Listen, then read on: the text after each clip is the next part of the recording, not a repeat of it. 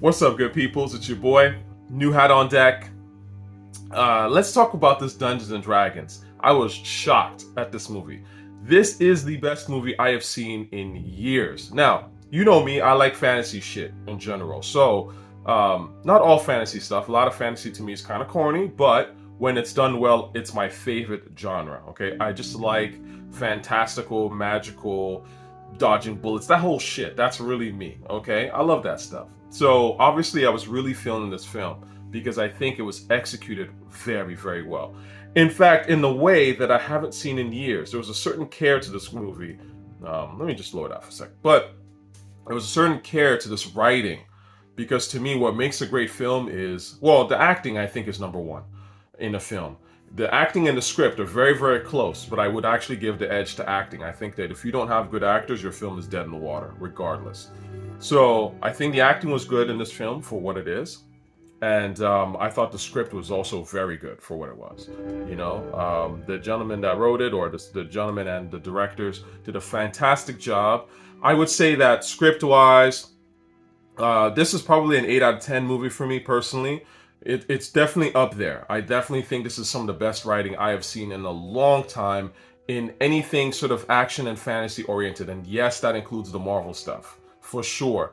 And the Star Wars stuff. I think this is a way better film than, in fact, just about any Marvel movie I can think of in the last 10 years or so.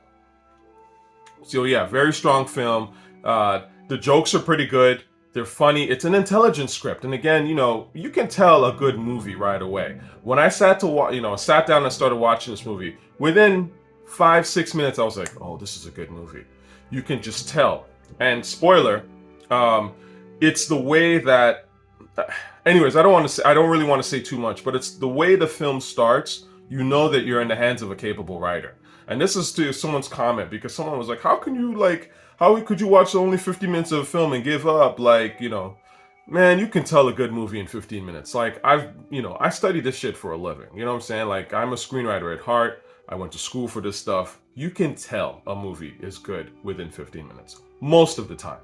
That's why I used to always be, and I've said this before, I used to always wonder, as a writer, when you would submit your stuff to someone and they'd be like, "Oh, I didn't really like it." And they only read, like, let's say 5 pages or 10 pages, and you're sitting there going like, "Oh, they only read 5 pages. They didn't see where the whole thing develops." But it's like, those 5-10 pages can tell a lot, right? I mean, this is the reality of the matter.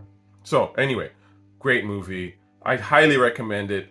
It's actually smarter than you think, and it's more fun than you think, for real, for real. And I'm not even a Dungeons and Dragons dude like that.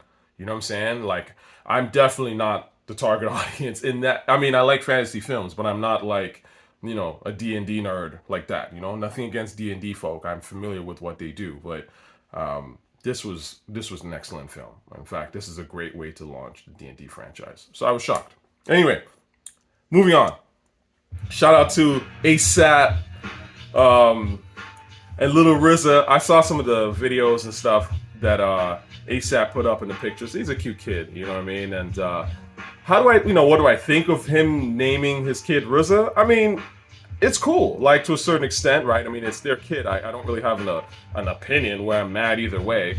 I think it's an interesting sort of hip hop tradition that he's continuing because he himself is named after a rapper.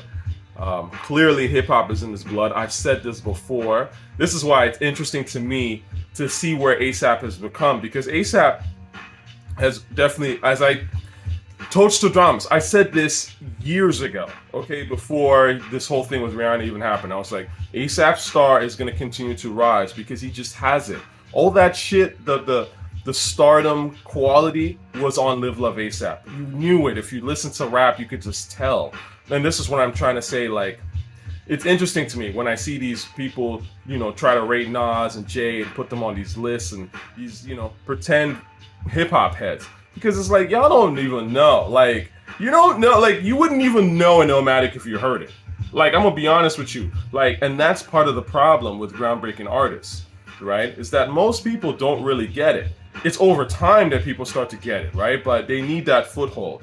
Because usually they'll encounter hate to begin with. That's usually, especially now. Like, back then, you could say that, the hip-hop audience was a lot more savvy. But now, Look at all the hate that Rocky got when he dropped Live Love ASAP. He got a lot of hate. People forget this shit.